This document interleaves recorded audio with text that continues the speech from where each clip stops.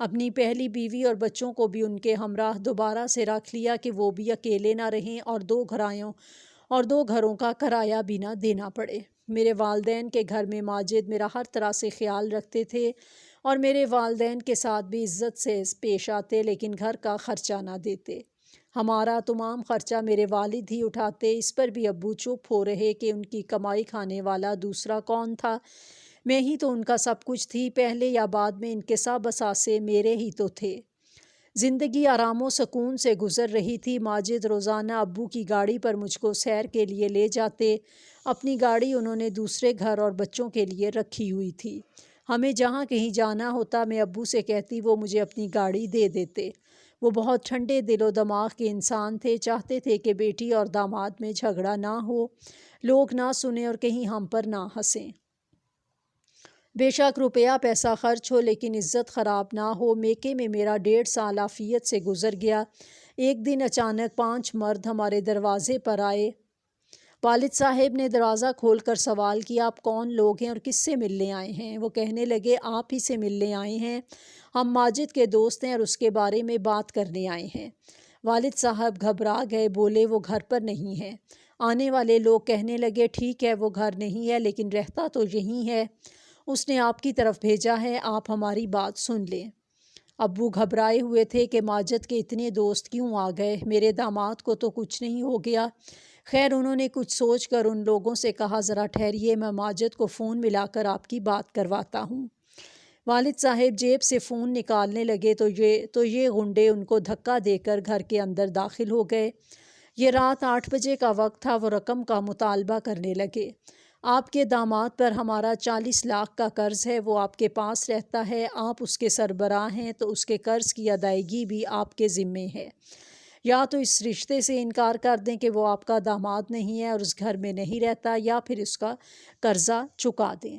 اب ہم زیادہ صبر نہیں کر سکتے۔ میرے والد صاحب نے بہت کہا کہ اس کو آنے دیں، روبرو بات ہو تو اس مسئلے کا حل نکالتے ہیں، مگر انہوں نے ایک نہ سنی۔ وہ کہہ رہے تھے کہ بیوقوف بوڑھے، اس نے تو ہم کو تمہارے گھر کا راستہ دکھایا ہے کہ جاؤ میرے سسر سے رقم لے لو، وہی میرے سرپرست ہیں۔ میرے والد نے کہا، میں ایسے کیسے آپ لوگوں کو رقم دے دوں، مجھے اس کے کاروبار کے بارے میں کچھ معلوم نہیں اور نہ آپ لوگوں کو جانتا ہوں۔ انہوں نے کہا کہ ہم خود تمہاری اس سے بات کروا دیتے ہیں۔ انہوں نے فون ملا کر ماجد سے بات کی اور کہا کہ تم ہمارا تعارف کرا دو، اور فون میرے والد کے کان پر رکھ دیا۔ ماجد نے ابو سے کہا، یہ لوگ میرے کاروباری شریک ہیں، جتنی رقم دے سکتے ہیں اس وقت ان کو دے دیں، میں گھر آ کر آپ کو دے دوں گا، اس وقت میں نہیں آ سکتا کہ کسی مشکل میں پھنسا ہوا ہوں۔ یہ کہہ کر فون بند کر دیا۔ میرے ابو بیچارے پسینہ پسینہ ہو گئے، نہ جائے ماندن نہ پائے رفتن۔ آخر کار وہ غنڈے گھر سے سارا زیور اور قیمتی چیزیں لے گئے، اور جب ابو نے مزاحمت کی تو میرے والد کو خوب مارا۔ بولے، رقم کا فوری بندوبست کر دیں ورنہ ہم تمہارے داماد کو ختم کر دیں گے، اب ہم اس کو بخشیں گے نہیں۔ تھوڑا بہت روپیہ جو والد صاحب نے گھر میں رکھا تھا وہ تو دے دیا، مگر وہ مکان کے کاغذات مانگنے لگے کہ ہم اس طرح اپنا قرضہ چکتا کر کے جائیں گے۔ کاغذات میرے والد نے نہ دیے، وہ سمجھ گئے تھے کہ ہم غیر لوگوں میں پھنس گئے ہیں۔ تبھی ابو جان کے سمجھانے پر میں نے ماجد سے طلاق لے لی، کیونکہ یہ ایسا واقعہ ہوا تھا کہ خود میں بھی ڈر گئی تھی۔ ماجد نے بتایا کہ میں نے ان لوگوں کا قرض ضرور دینا تھا، لیکن انہوں نے مجھے قرض کی وصولی کی خاطر ایک جگہ بند کر دیا تھا۔ اگر میں فون پر جیسے وہ کہلوانا چاہ رہے تھے ویسا نہ کہتا تو ممکن تھا وہ آپ کو زیادہ نقصان پہنچا دیتے۔ وہ اسلحہ بھی رکھتے تھے، اسی وجہ سے میں نے ایسا کہا۔ میں اس وقت بے بس تھا۔ میں نے تو ماجد کی بات پر یقین کر لیا، لیکن والد صاحب نے نہ کیا۔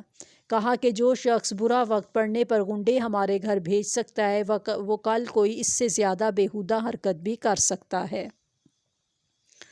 اگر قرض خواہ ایسا ہی تنگ کر رہے تھے تو مجھ سے کہتا۔ شروع دنوں میں طلاق لینے کا مجھے دکھ تھا، دل پر بہت چوٹ لگی تھی، زندگی بے معنی لگتی تھی۔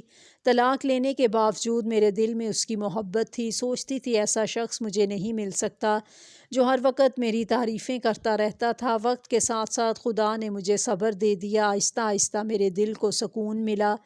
میں تعلیم یافتہ تھی، گرچہ مجھے خرچے کی ضرورت نہ تھی، پھر بھی خود کو بہلانے کی خاطر اپنے پاؤں پر کھڑا ہونا چاہتی تھی۔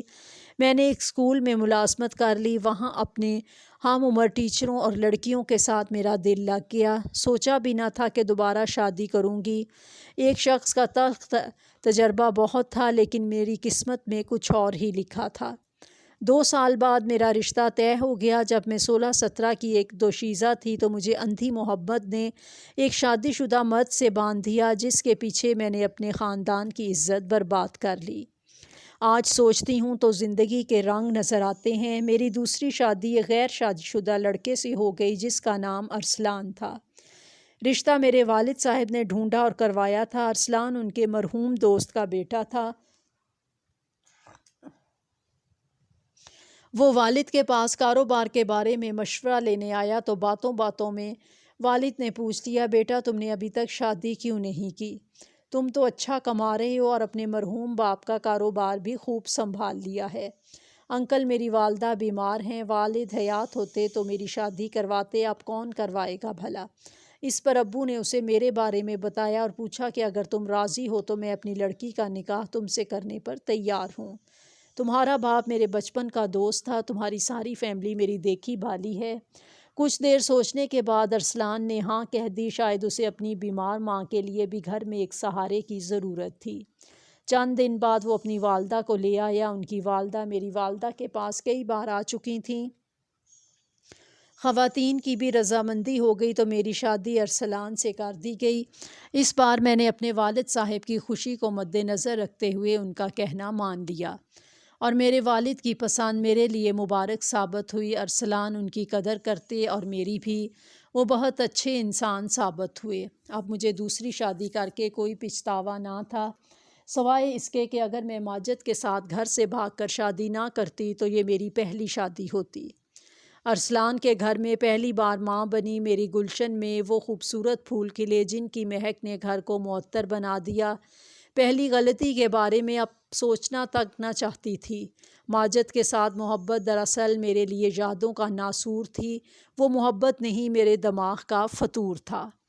کاش ہم لڑکیاں جو اپنے خوبصورت سپنوں میں ڈوبی رہتی ہیں عقل سے کام لیا کریں۔ میں تو کہتی ہوں کسی لڑکی کو اس کم عمری میں اپنی مرضی سے شادی نہ کرنا چاہیے، کیونکہ وہ اس وقت ناپختہ ذہن کی مالک ہوتی ہے۔ تعلیم یافتہ اور کم از کم 22 سال کی عمر کے بعد کوئی دانا لڑکی اپنی قسمت کا فیصلہ صحیح کر سکتی ہوگی، تاہم اپنے بزرگوں کا ساتھ ہو تو وہ شادی شدہ بیٹی پر چھپر چھاؤں کی طرح رہتے ہیں، دکھ سکھ میں اس کا ساتھ بھی دیتے ہیں، اور سسرال والوں کو بھی علم ہوتا ہے لڑکی لاوارث نہیں، اس کے وارث ہیں۔